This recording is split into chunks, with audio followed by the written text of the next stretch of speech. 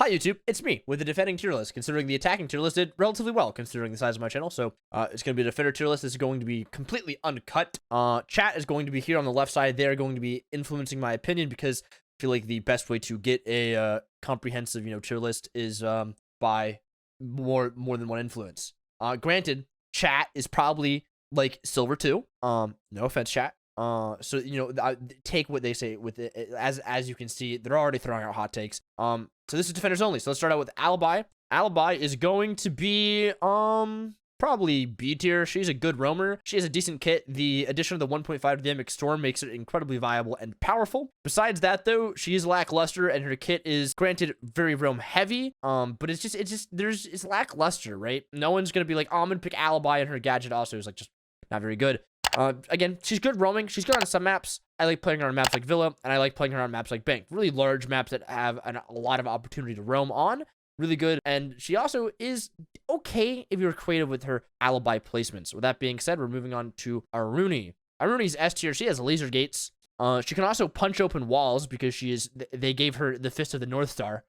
In addition to that, she's busted, like really busted. Like, I don't know, like her laser gates are insane. Overall, just incredibly strong operator with a really good weapon kit and an incredibly strong gadget. Moving on, we've got Bandit. Bandit is kind of C tier. He's kind of booty cheeks. Hear me out. Even though he is a 3-speed with C4 and a great weapon in the MP7 and M870, respectively, why would you bring a Bandit when you can bring a Mute and a Kaid and be better off in terms of gadget? His gadget is just not very good with the additions of other gadgets in the game. His gun placement is good and he's a decent roamer. However, I don't think he's very useful on most maps. Just throw down a Mute on the wall and a Kaid on a hatch and you're much better. So with that, all I'm saying, he's C tier. Solidly C tier. All right, moving on. We got Castle. Castle's B tier. Okay, pretty good. Why Castle's pretty good? Well, watch the DG video on why Castle's really good. But with that being said, Castle's incredibly good for a lot of reasons. He is very underrated for a few reasons. I feel like people don't know how to use his armor panels to the best of his ability. Granted, he does have a pretty terrible weapon kit, but where he really does shine is the creative use of his gadget. He's one of the only operators in the game where, like, if you were an incredibly smart player, you can excel on him. He's one of those weird operators that excel all the time. Even if you're a smart player in Siege, it doesn't really reflect in your operator of like playing ability. But I feel like in Castle's case, it's one of those fringe cases where if you are smart and you understand how map works and how to control tempo and flow of your opponents, Castle is inarguably the best for doing that. And for that reason, Castle's going to be B tier. I would like to see him get honestly, like, he should get an MP7 for primary, but I don't know. I want him to be higher in this. I really do. But he's just kind of like, his gun kit is literally the worst in the game. But his gadget is one of the most underrated for sure. So Castle, B tier. Learn how to use him. Watch the most recent Disrupt Gaming video on him.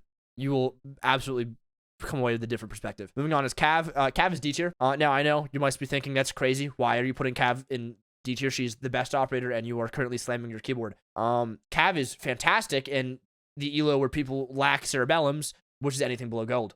So when people start having like a functioning frontal lobe, she's useless. You just bring drones and you drone her out. So for that reason, Cav is D tier. Her gun kit is terrible, and even though her gadget is incredibly good, not like the silent step, but in terms of like the secondary ability for her gadget, which is the interrogation, that's incredibly good and can sway around for sure. But overall, god awful. Moving on, we have Doc. Doc is also C tier. Now, this is where like people are probably getting pretty angry. There's absolutely zero reason to play Doc with the introduction of Thunderbird. She is better than Doc in every single way imaginable. The only time where I'd say bring a Doc over a Thunderbird is actually none. There's just no reason. So for that, like, honestly, just don't bring a Doc. His guns are also just not very good. And overall, he could probably just be D tier, but I'm only putting him in C and not D because he is an incredibly strong anchor. And if you play Doc in a very aggressive manner, which I think he's probably more, able to play in that style now, because, he can just be selfish with his Doc stims if there's a Thunderbird on the team. He makes himself kind of a really good roamer, a little bit of a good roamer if you know how to play him. Just be selfish with your Doc stims, and with the magnification of the 1.5 scope on his MP5, it actually is pretty good. But Doc overall not as good as Thunderbird and has gone down quite a few ranks because of the introduction of Thunderbird. Next up is Ehco. Ehco is A tier. Ehco would be S tier, but unfortunately, Ehco's drones are no longer transparent. You can just see them. I don't know what the opposite of transparent is. It's kind of just parent. So for that, I mean, he's A. He still has an incredibly good gun. with the MP5 SD, which is a better MP5, and he's a bearing 9 secondary, so he's really good. Okay, he's just really good overall, just through and through, very good. Next up, we've got Clash. Clash is going to be going in B tier. Clash is annoying, and she's the definition of mediocre. She's incredibly good in higher elos when you're playing with a skilled Clash, or if you are a skilled Clash. The issue is, similarly how Maverick has the same issue, is that she's very reliant on having a lot of time played on the operator. You need to understand the ins and outs of her to understand kind of what is going on and how to properly play her and how to excel at her. If you're able to master her playstyle, you're going to be a nuisance. But unfortunately, Clash is easy to deal with. You can just do a lot of things. You can Nomad, you could Zofia Impact, you could fire her off, you could just nade her out from behind her shield. So like, you know, she is good, but she's not great. And for that reason, she's just very mediocre and in B. Ella's A. She's kind of a monster at the moment. With the recent addition to the nerfs and buffs to barrels, it makes her incredibly inviolable. You just kind of run around the map and just be a terror. She's not as good as she used to be, but she's now definitively one of the best roamers again, and she still is an absolute monster at anchoring with a shotgun. For that reason, she's A. Moving on, we got Frost. Frost is B tier. Again, just a very mediocre operator. Is very good, and it can be surprising if you keep her hidden off the drone phase. For guns, not very good. There's not much more to be said. She's decent if you bring her in some predefined setups, and she's a really good surprise pick operator, really good flex operator, and for that reason, she's B. Next up is Goyo. Goyo is A tier.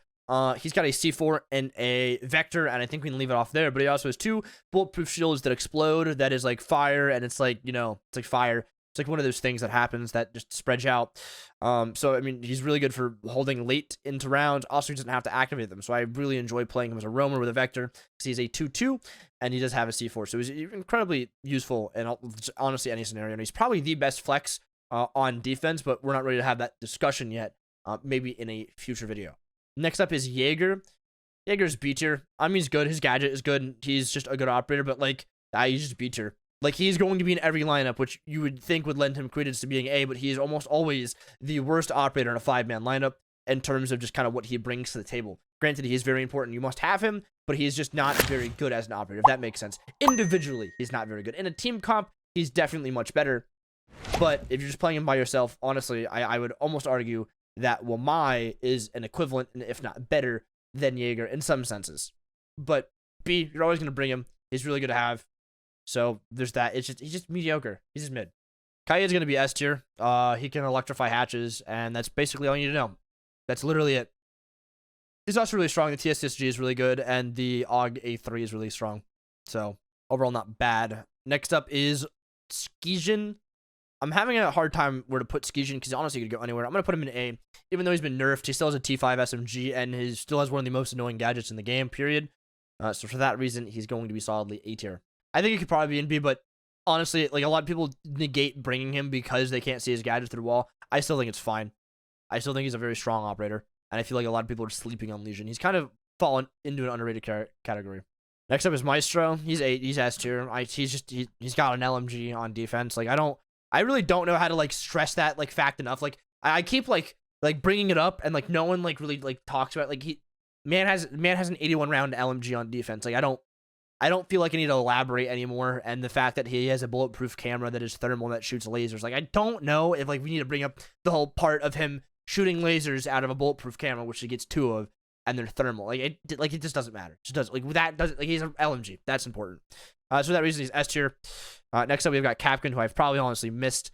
Kapkan is going to go in B. Underrated, solid roamer, decent flex operator, really good anchor. Falls in the exact same category as Goyo and Lesion in terms of like the kind of role he fills on the team. Same thing with Frost. It's just a flex operator, really good surprise pick, and overall pretty well-rounded kit. He's just B tier because he's just a B tier operator. He's not going to be your go-to, and he's not going to ever let you down. But there are just better options. Like, I think Lesion is a better Kapkan, but I think, hey, if you're playing against a hyper-aggressive team, maybe you want a Kapkan. If you're playing a slow team, you want a Lesion. You know, it's those things that like are kind of like the minute variables and like why you would bring one or the other. But I think he is very deserving of B, and I honestly would love to see him in A. I think maybe if we got Kapkan a 3-speed, you know what I'm saying? Hey, Ubisoft make Kapkan a 3-speed, it'd be pretty cool. Would be a pretty good buff. But next up, we got Melusi. She's still A tier. I don't care what anyone says. Yeah, she's no longer S tier, but God, she's annoying. You have to shoot the little, like, wubs, the little banshees, in order to get past them. And the time it takes you to shoot the banshee, you're going to be shot by someone watching the banshee. She has a C4, and she's still a 3-speed. She's still incredibly oppressive. So she is A tier, and nothing's really going to change. Like, she's just a very strong operator. I don't really need you to go in much detail. Yeah, she got nerfed, but the nerf did realistically nothing. In all honesty, what it needed to do, she needs to completely lose a Melusi, and then I think she'd be relatively balanced. But the fact that she still has 3, it doesn't really do a whole lot. And also, another thing is, which is kind of weird, if you Thatcher it, I don't know if this is still the case, but I know this was the case previously. If it was Thatchered or disabled, you could not destroy it. You actually had to wait for it to be activated to destroy it. So if it's disabled, you can't knife it. I don't know if that's a glitch or that's an intended feature, which is kind of low-key buff. So, I mean, there's that. Very much A tier, and probably going to be for the foreseeable future. Next up is Mira. Mira is A tier. She's got, like, yes, like, you can knife her Miras to block them out.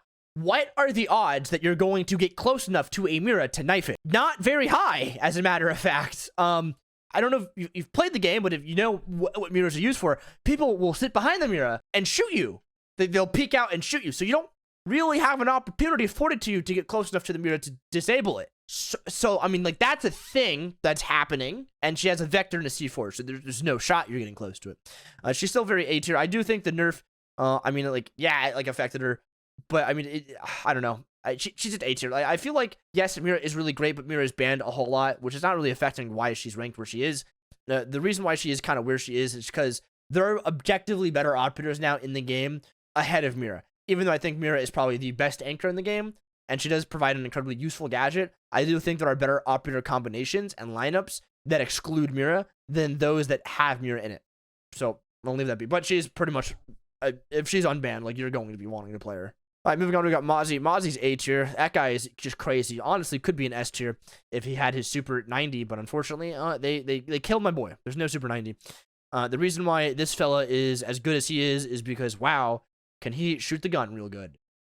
Is basically the moral of the story. So that's why he's an A tier. He's overall very good.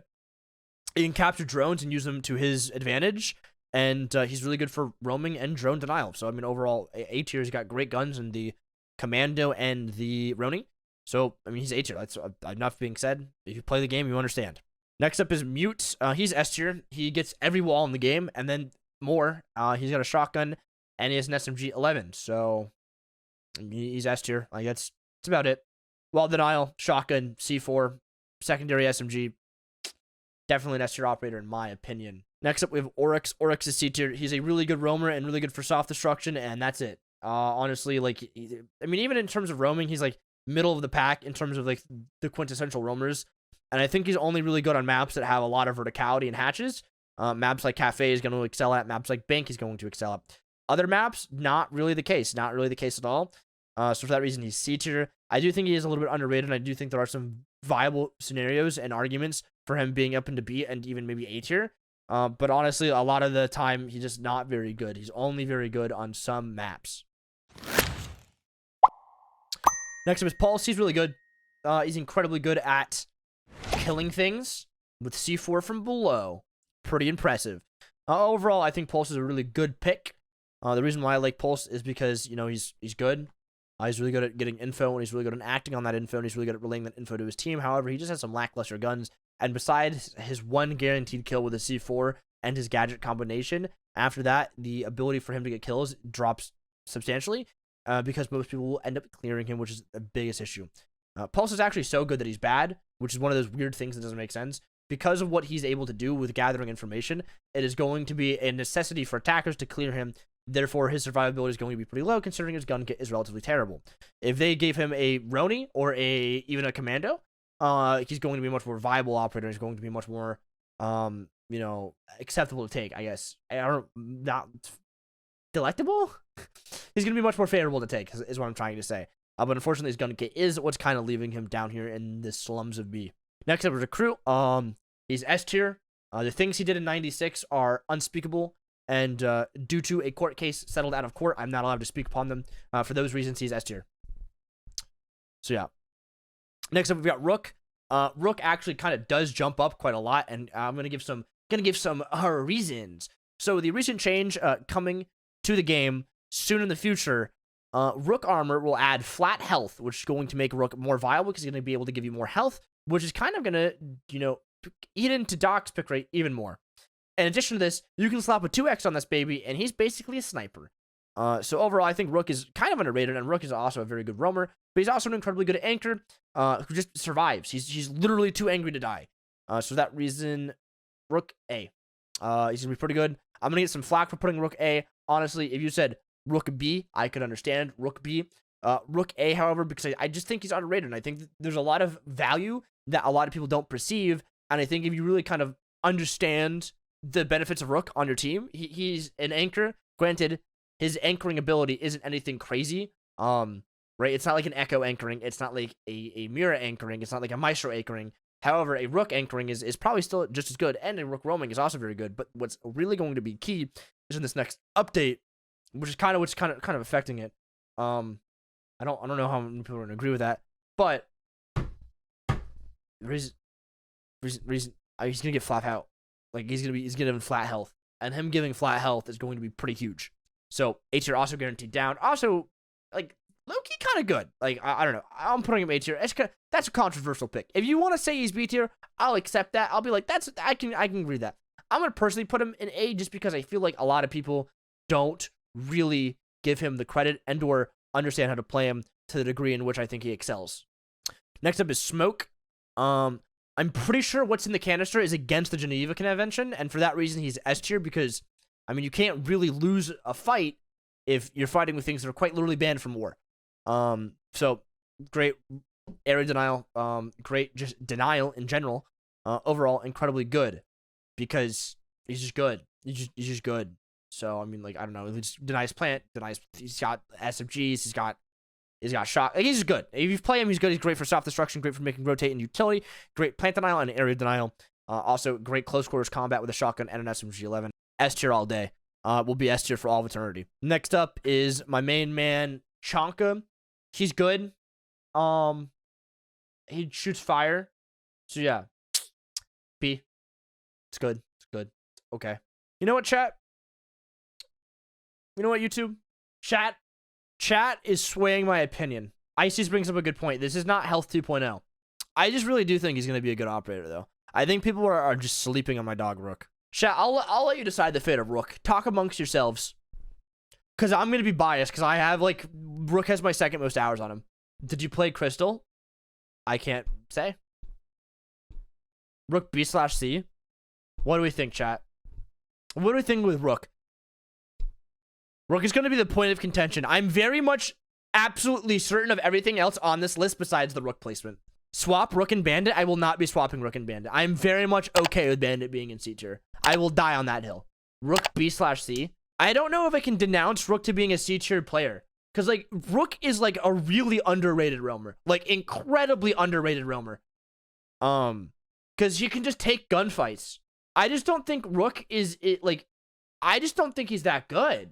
Like, like that bad. Like, Bandit is bad, okay? Like, I will give the whole thesis on why Bandit is bad. And it's because the other two wall denial operators are in S tier, and they do his job better. Rook, I mean, Mike does bring up a good point. Rook is thick with a bunch of C's. I'll put Rook in B, despite my biased thinking he's A, but I think Rook is good. I think there's, like, a case, and there's a world in which Rook is A tier. All right, moving on. Next up, we got Thunderbird. She's broken. She's S tier. I mean, I don't really have to talk about it. She has 3 healing stations. She can heal a lot. She's really good.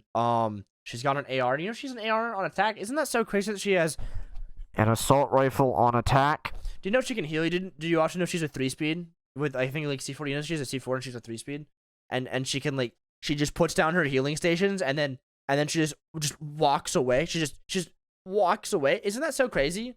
How, like, really broken she is? And, like, they were like, yeah, this is it. This is the one. This is the one for sure.